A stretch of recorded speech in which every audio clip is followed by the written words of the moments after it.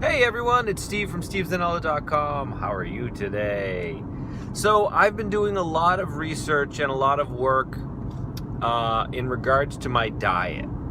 And this impacts anxiety in lots of different ways. Diet and exercise play a huge role in being able to control your anxiety. If you suffer from anxiety or panic attacks, if you have low self-esteem, which can play into that, a lot of times there's so much talk and there's so much discussion about body image, about being active, about the foods that we eat.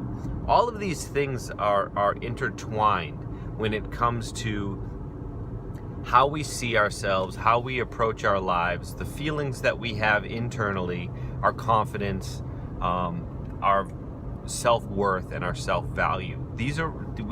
We've connected all of these in today's society. But it goes a little bit deeper, especially when it comes to things like anxiety and panic attacks and depression and different things. What you have to understand is that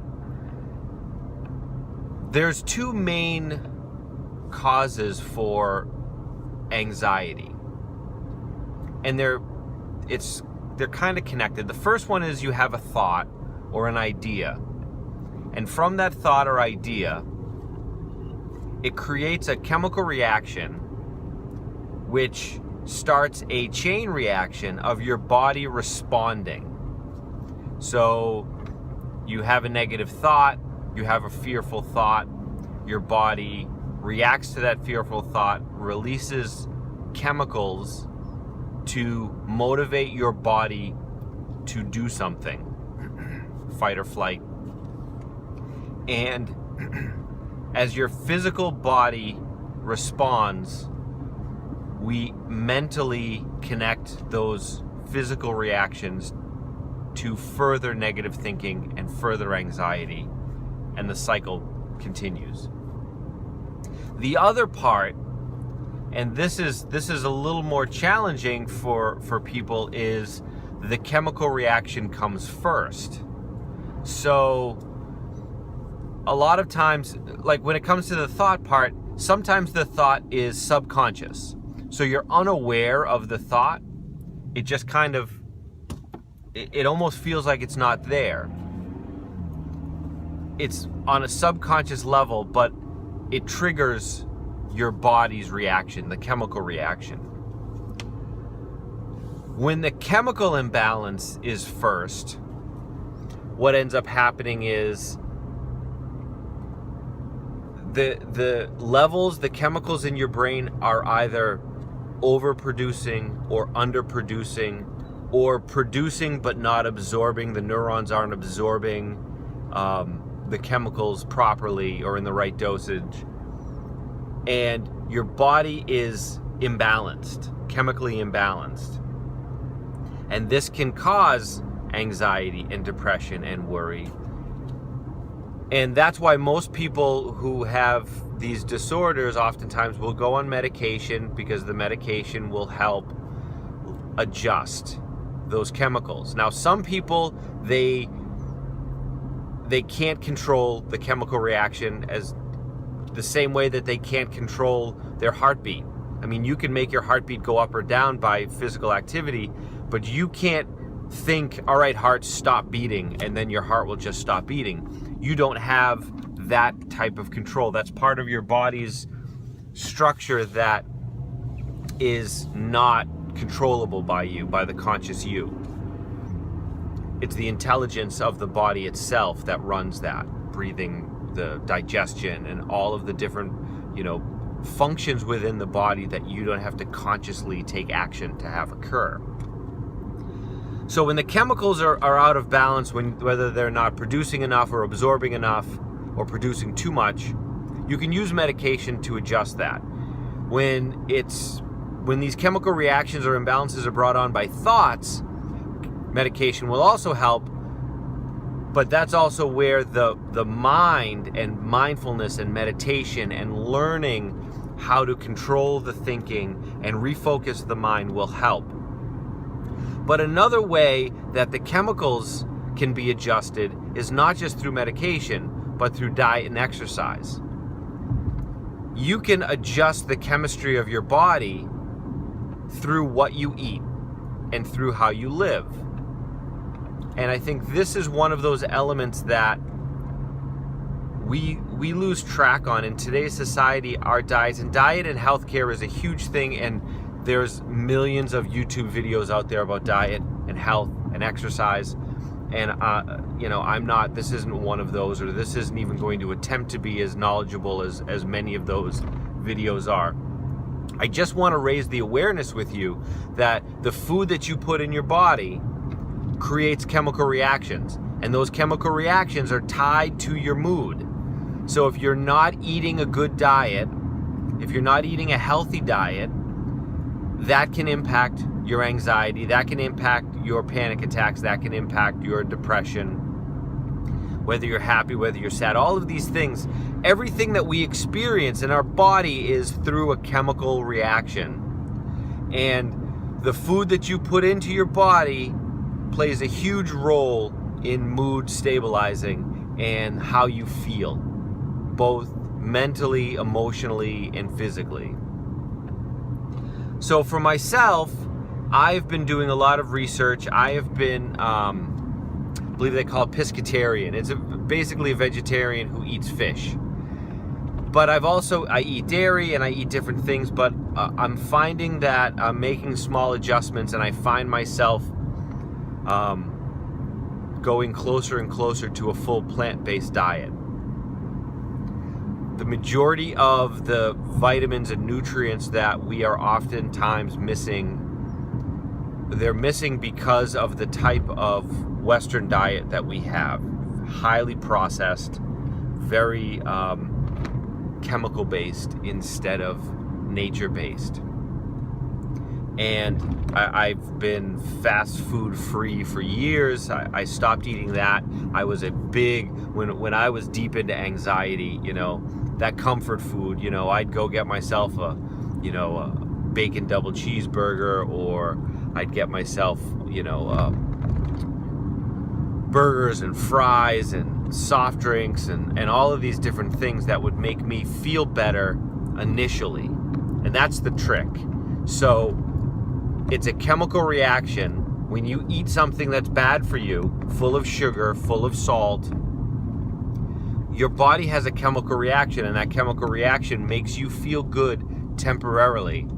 Long term, it has a very negative impact on your health and your emotional state.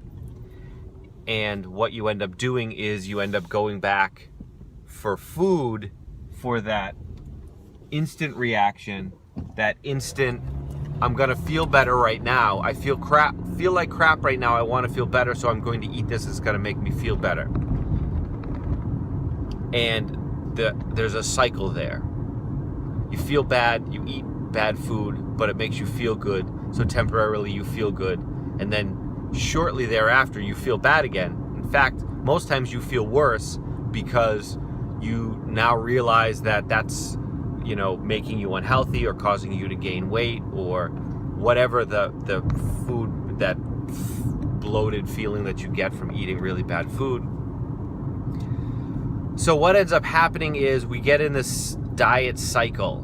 The other part of it that you're not necessarily aware of is when you eat these types of foods, they're not vitamin-rich foods. They're not what makes them unhealthy foods is the fact that they don't have the proper nutritional value.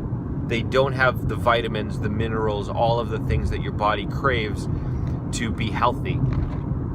So when you eat these things, you end up deficient in a lot of these vitamins. And when you're deficient in vitamins and minerals, it alters the chemistry. It alters the chemicals in your body. And that brings us full circle to your chemicals are off, your mood is off, your emotional state is off. So all of these things are very closely tied together. I am going to be most likely switching to an almost, if not exclusive, plant-based diet, and I'll do some videos and talk about it a little bit. I don't want to be one of those sort of preachy vegans or preachy vegetarians who wants to convert people. I'm just simply sharing my story, and the truth is that most of us in our diets are deficient in vitamins and minerals, and that can play a huge role in anxiety for many people, for millions of people, possibly you. So I just wanted to get you to think about that. Think about your diet. What does it mostly consist of? And if you think about it, here's a little bit of homework. Think about the things that you eat, write them down in a journal, and then write down your moods. Not necessarily, I ate a cheeseburger and I felt great, and then I felt bad, but if you try to chart your mood and your overall, and this is why I think journaling is so important. It's information that's going to allow you to connect the dots as to cause and effect of things in your life. Most of us make assumptions on things, and we make the assumption because we don't have the data, we don't have the information. And if you don't like to approach journaling from a sort of woo-woo, huggy, feely type of way, if you're more type A, analytical, think of it as collecting data. And then you can use that data to make real choices based on information, not based on assumption. And if we can start to do that more, we can start to find a correlation between the things that we eat and our mood. And what you may find is that certain staples in your diet are contributing to your anxiety and your depression and your panic disorder.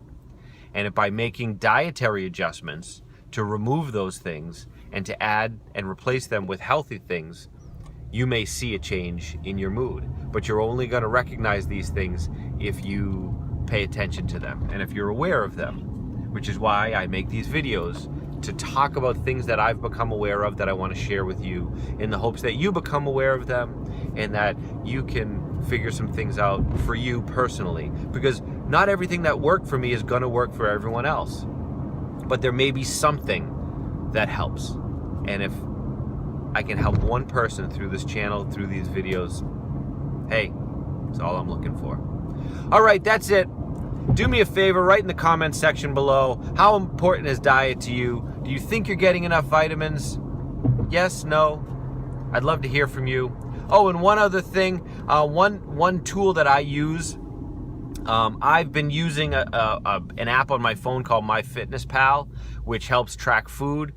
I just recently found one called Chronometer, and it actually tracks a lot of the minerals and vitamins a lot closer. And for this type of discussion where, you know, you're talking about diet, not necessarily to get skinny or to look good in a bathing suit, but for chemical reactions and deficiencies, an app like a Chronometer or a website like that, where you can log in your food and it's going to show you the vitamins and nutrients that's in the food that you're eating, that's going to go a long way in showing you whether you're getting enough certain vitamins or whether you're deficient in them. And that can go a long way in letting you know whether you actually do have a healthy diet or not. So that's it. Write in the comments section below. Give me a shout out. Say hello. I'd love to hear from you. If you have any other questions, do me a favor. Shoot me an email. steve@stevezanella.com. I always respond. Sometimes it may take a few days or a week, depending on how many emails I get that week. So be patient with me, please. And until we talk again, and we will talk again, I hope you have an amazing day.